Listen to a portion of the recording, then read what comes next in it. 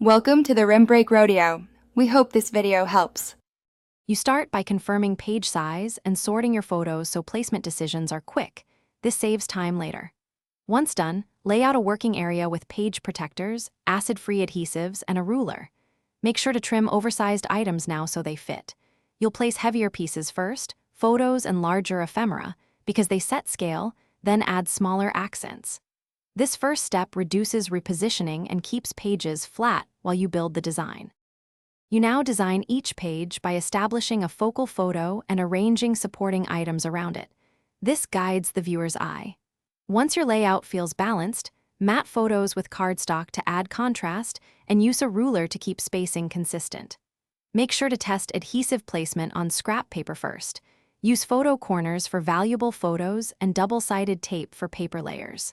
If you want texture, add washi or ribbon last, so it doesn't obstruct. You finish by carefully sliding the completed page into a protector, aligning holes to prevent shifting when bound.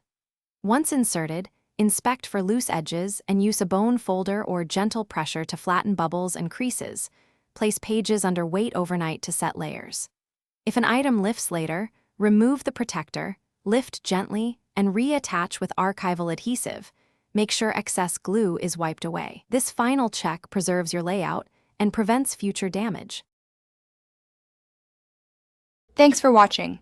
Consider subscribing if we helped you.